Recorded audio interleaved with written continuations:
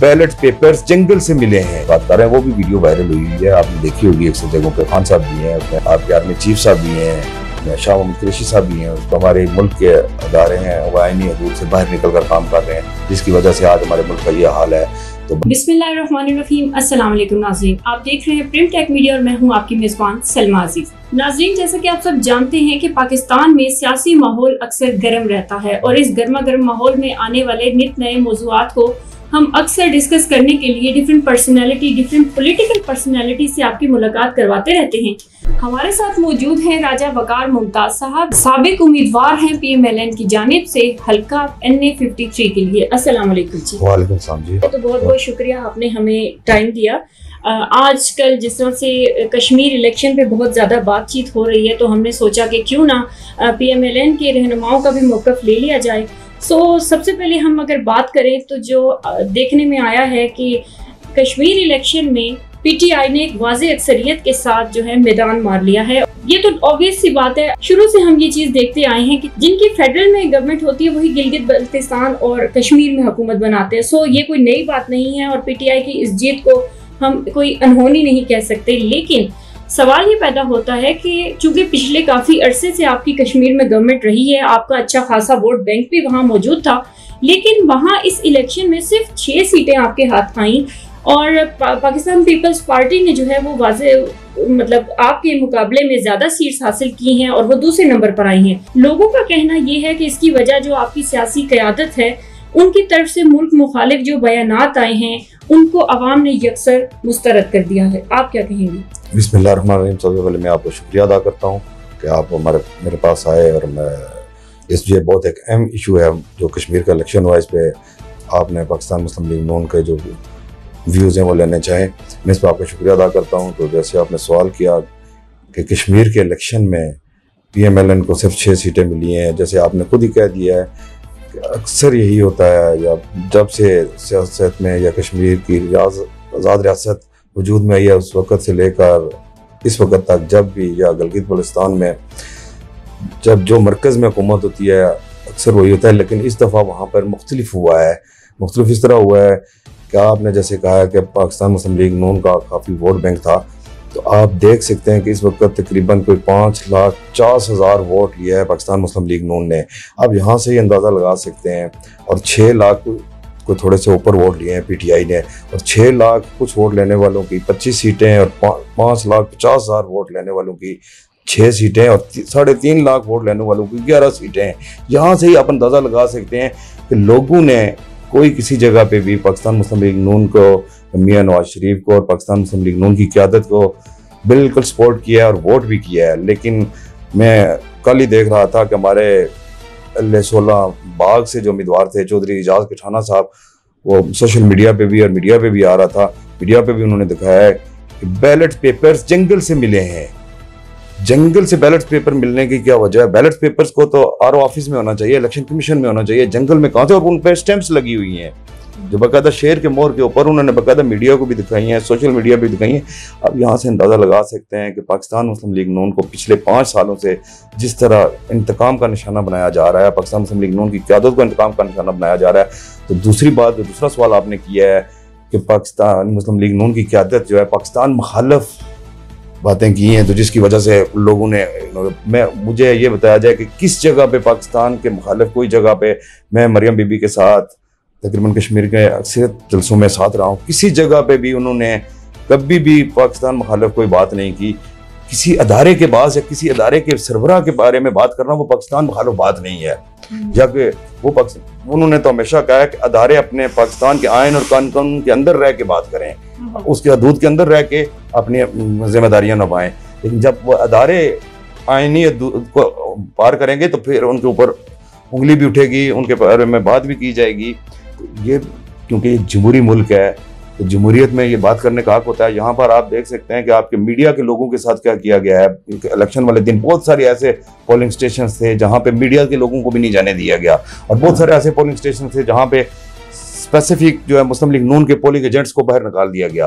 और जस्ट दूसरी आपने ये जो आपकी बात है कि मुस्लिम लीग नून की क़यादत ने कश्मीर के हवाले से कोई बात नहीं की। मरियम नवाज शरीफ साहबा ने हर जगह पे कश्मीर बनेगा पाकिस्तान का नारा लगाया, और जो इस तरह इस मौजूदा हुक्मरान ने, PTI की हुकूमत ने जिस तरह हमारा कश्मीर को बेचा है, उसके हवाले में भी हर अपनी स्पीच में बात की है।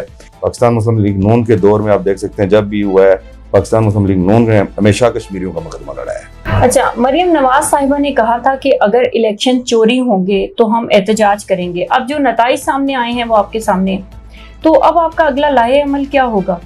मैंने पहले आपसे बात की है, ये तो सामने नजर आ रहा है कि इलेक्शन चोरी हुए हैं, लेकिन आहिस्ता आहिस्ता चीज़ें बाहर आ रही हैं।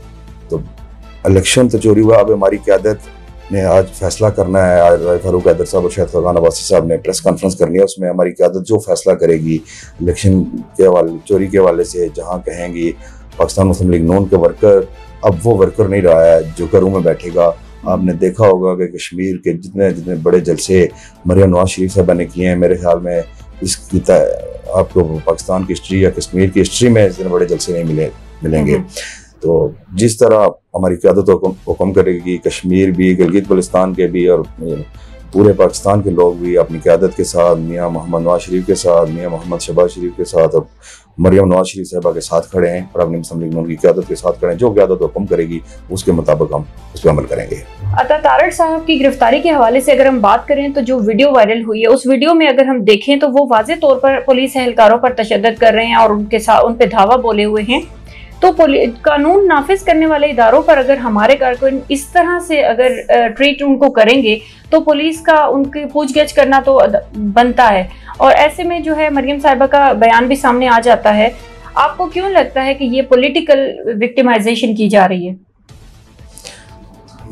देखें जी, सबसे पहली तो बात यह है कि जब पुलिस सियासी तौर पर इस्तेमाल की जाएगी तो इस तरह की बातें आएंगी। वो वहाँ पे पुलिस को सियासी तौर पर इस्तेमाल किया जा रहा था। अगर अता तारड़ साहब ने वहाँ पे जाके पुलिस के साथ कोई शोर शराबा किया, जो वीडियो वायरल हुई है उसमें कहीं पर भी कोई तशद्दुद की कोई बात नहीं है।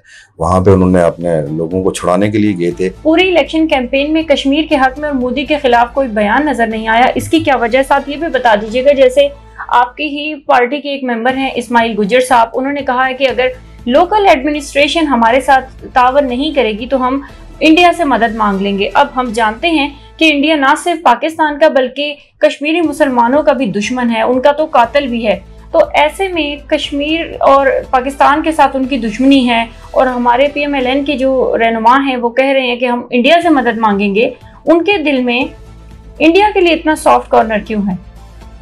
पहले जो आपने सवाल किया है कि मरियम नवाज शरीफ साहबा ने, मुस्लिम लीग नून की क़यादत ने मोदी के खिलाफ या कश्मीर के खिलाफ, इंडिया के खिलाफ कश्मीर के हक में कोई बात नहीं की। आप जितने भी जलसे हुए हैं, मैं अक्सर जलसों में अपनी लीडरशिप के साथ था, हर जलसे में वहाँ पर मैडम ने कश्मीर बनेगा पाकिस्तान के नारे लगवाए और बाकायदा तौर पर इस चीज़ की मज़म्मत की कि जो मौजूदा हमारे प्राइम मिनिस्टर हैं, सिलेक्टेड प्राइम मिनिस्टर हैं, उन्होंने जो कश्मीर का सौदा किया है इसकी मज़म्मत करते हैं और उन्होंने कहा कि मुस्लिम लीग नून आएगी और इंशाल्लाह कश्मीर को आज़ाद करवाएगी। ये हर जगह पे, हर जलसे पे और हर जगह पे होता रहा है, किसी जगह पे भी ऐसी बात नहीं। दूसरी बात जो की आपने चौधरी एजाज साहब के हवाले से कि उन्होंने कहा कि जी कि अगर लोकल इस्माइल गुजर साहब ने उन्होंने कहा है कि हमें अगर लोकल एडमिनिस्ट्रेशन ने हमारे साथ तावन ना किया या हमारी मदद ना की तो हम इंडिया से मदद मांगे।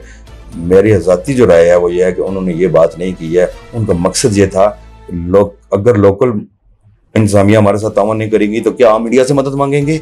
उनका कहने का मकसद ये था। अच्छा, ठीक है, उन्होंने कतन ये नहीं कहा कि हम इंडिया से मदद मांगेंगे। उन्होंने कहने का मकसद ये था कि अगर इस तरह हमारे साथ सियासी इंतकाम लिया गया और हमारी सियासत में मुदाखलत की जा रही है तो क्या हम इंडिया के पास जाएं, वहाँ से मदद मांगे। अच्छा, हमदुल्ला मुहिब जो कि अफगान नेशनल सिक्योरिटी एडवाइज़र हैं, हाल ही में उन्होंने नवाज शरीफ साहब से मुलाकात की है और इस चीज़ को काफ़ी ज़्यादा तंज़िया नज़र से देखा जा रहा है, तनकीद का निशाना बनाया जा रहा है।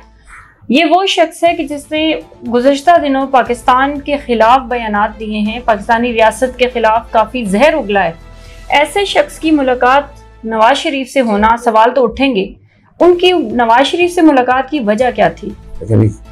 वो जो था मियाँ साहब ने मुलाकात किया जो अफगान नुमाइंदे से, तो उससे सिर्फ मियाँ मोहम्मद नवाज शरीफ के पास तो वो लंदन में चल के गया है, तो खान साहब भी उसके साथ मुलाकात कर रहे हैं, वो भी वीडियो वायरल हुई है, आपने देखी होगी अक्सर जगहों पे। खान साहब भी हैं उसमें, आपके आर्मी चीफ साहब भी हैं, उसमें शाह मोहम्मद कुरैशी साहब भी हैं उस मीटिंग में बैठे हुए हैं। तो बात यह है कि मुख्तलिफ मकामात पर या मुख्तलिफ जगहों पर मुख्तलिफ ममालिक के लोग जो, क्योंकि मियाँ मोहम्मद नवाज शरीफ इस मुल्क के 3 दफ़ा प्राइम मिनिस्टर रह चुके हैं, उनसे मुलाकात की है, तो कोई ऐसी बात मैं समझता हूँ नहीं है। दूसरी बात जो की कि उन्होंने पाकिस्तान के खिलाफ बात की है, तो पाकिस्तान के खिलाफ अगर बात की है तो सबसे पहले तो हक बनता है वहाँ पर ना मिलने का, वो प्राइम मिनिस्टर इमरान खान का बनता है कि वो ना उनसे मिलते। वो क्यों मिले हैं? आर्मी चीफ क्यों मिले हैं? तो अगर एक किसी इंसान का ज़ाती तल्लुकात भी हो सकते हैं, कोई ज़ाती वसीयत से भी मिल सकता है। यानी आपको लगता है कि नवाज शरीफ साहब के ज़ाती तल्लुकात है उनसे?